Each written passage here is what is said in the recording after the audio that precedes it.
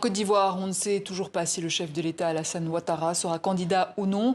Une chose est sûre, les figures majeures de l'opposition, Laurent Gbagbo, Charles Blé Goudé, Guillaume Soro ou encore le dernier en date, Tidjane Thiam, ont été exclus. On en parle avec l'historien Arthur Banga. Bonsoir. Bonsoir.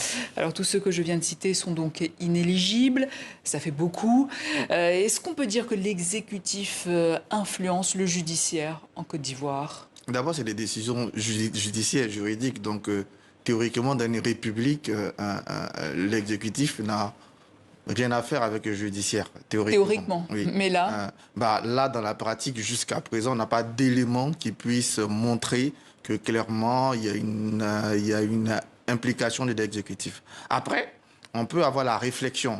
Ça peut interroger sur le lien justice et politique, naturellement. Quand on voit que Laurent Gbagbo, Guillaume Soro, Charles Blé Goudé, tout récemment Tidjane Thiam sont inéligibles.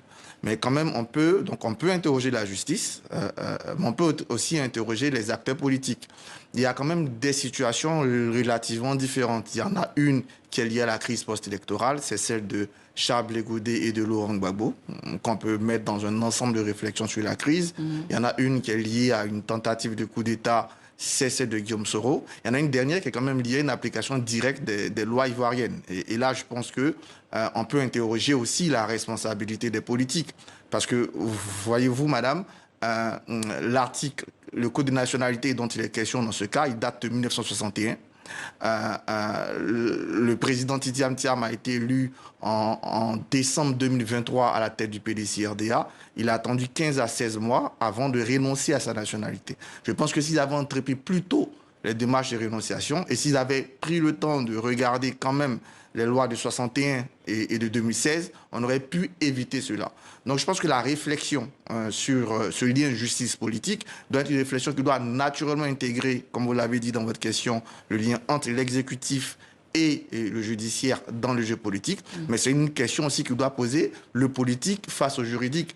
Est-ce que le politique doit prendre le temps, comme c'est le cas là, de façon un peu plus flagrante sur le candidat du PDCI, de connaître les textes avant de s'engager? Et puis deuxième chose, est-ce qu'on oublie tout parce qu'un homme politique est mis en cause dans le respect des lois du pays? Donc ça peut alimenter les réflexions autour de tout ça. Mais aujourd'hui, par souci d'apaisement, est-ce que le pouvoir pourrait réintégrer des candidats comme Thiam ou Gbagbo, par exemple?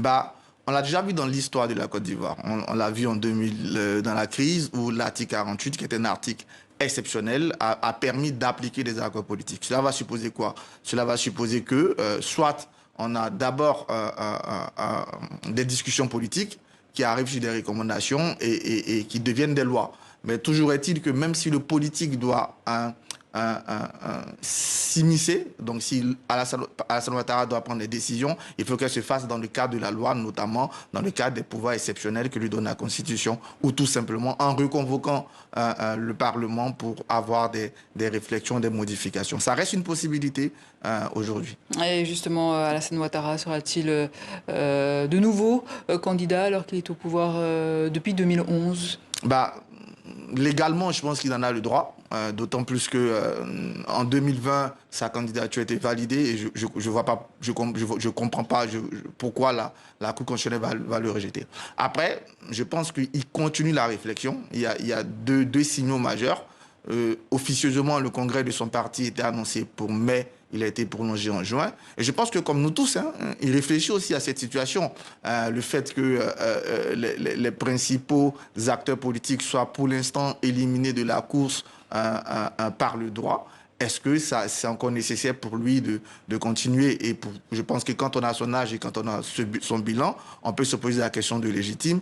Est-ce que c'est le dernier combat ou c'est le combat de trop? Je pense qu'il continue sa réflexion actuellement. Parce qu'il y a une nouvelle constitution. La constitution date de 2016 en réalité. D'ailleurs, c'est cette constitution de 2016 qui permet aujourd'hui de réintégrer dans le jeu politique quelqu'un comme Tidjane Thiam. Parce qu'avant cette constitution de 2016, sur les critères de nationalité, c'était très simple. Il ne fallait jamais prévalu d'une autre nationalité et ça éliminait systématiquement M. Thiam. Avec la nouvelle constitution, même quand vous êtes prévalu d'une autre nationalité, il faut renoncer à cette nationalité. Et c'est ce qui permet à M. Thiam d'être candidat. Et c'est ce qui s'est passé. Il y a quand même un débat là-dessus. Selon la justice, hier, le ministre de la Justice a fait une communication. depuis sa rénonciation, M. Thiam est ivoirien. Voilà. Sauf qu'il s'est inscrit sur la liste électorale en 2022 avec des papiers que la justice juge inopérants. Parce qu'en ce moment-là, il était en application de l'article 2, l'article 48 du Code de nationalité. M. Thiam n'était plus ivoirien. Et donc, c'est cette partie-là qui est questionnée. Ce qui s'est passé dans sa vie depuis sa naturalisation en février 87 jusqu'à sa rénonciation en mars 2023, en mars 2025. Sinon, d'après la justice ivoirienne, depuis 2025, mars 2025, il est ivoirien.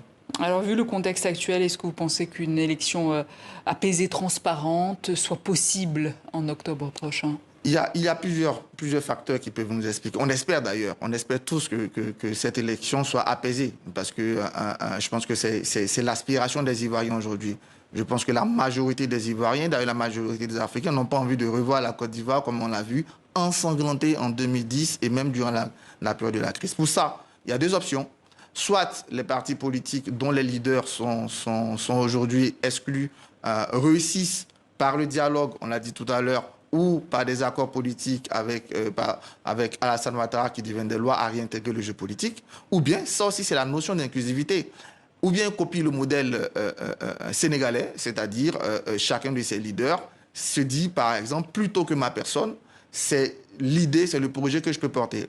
Et faire campagne, on a entendu au Sénégal, voter Diomaye, c'est voter Sonko, ce qui a permis à la doublette d'être au pouvoir aujourd'hui. Ça reste une possibilité. Maintenant, s'il n'y a pas d'accord politique et s'il n'y a pas cette possibilité, l'épreuve de force par rapport à la rue, par exemple, sera à envisager et à craindre.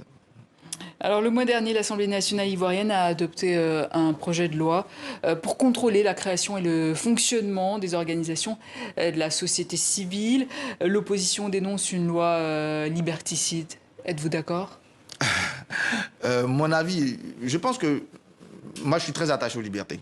Et donc, je suis de ceux qui pensent qu'il faut laisser le maximum de liberté aux gens. Après, il y a des questions qui se posent sur, par exemple, le lien.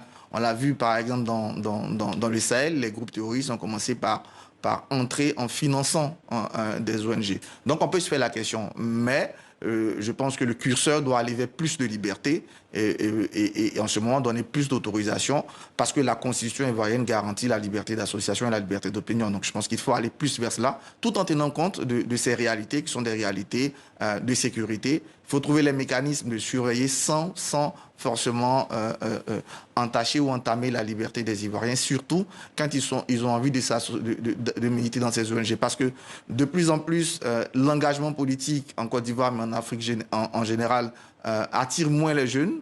Si on le ferme encore l'option des ONG, des mouvements associatifs, ça risque d'avoir des conséquences négatives sur l'esprit citoyen. Un mot peut-être pour finir sur la situation sécuritaire dans la sous-région. Vous en parliez. Comment expliquer que la Côte d'Ivoire soit moins concernée par les attaques djihadistes que ses voisins maliens ou burkinabés, par exemple? Ou même béninois. Ou béninois. D'ailleurs, c'est dramatique ce qui se passe un peu dans notre zone. Mais en Côte d'Ivoire, je pense qu'il y a 2-3 solutions. La première, c'est que les autorités ivoiriennes, depuis 2020, et même plutôt depuis 2016, ont refusé le déni. Elles ont d'abord pris conscience de la réalité de la menace. Or, dans certains pays, chez certains voisins, on est d'abord dans le déni.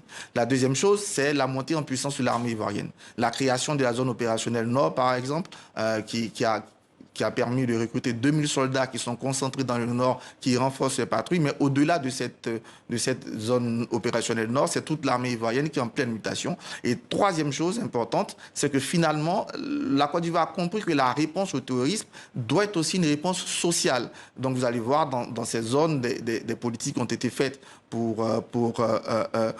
en faveur des populations les plus vulnérables. Et dernier point, très important, la Côte d'Ivoire n'a pas rompu. Elle s'est dit qu'elle doit mener cette lutte avec des partenaires. Et donc l'armée ivoirienne ou sur le plan social, l'État ivoirien bénéficie de cette collaboration avec tous les pays du monde, la France, les États-Unis, etc. Et je pense que c'est cet ensemble-là qui permet à la Côte d'Ivoire de mieux faire face. Cela dit, il faut rester vigilant dans cette situation. Merci Arthur Banga. Je rappelle que vous êtes historien.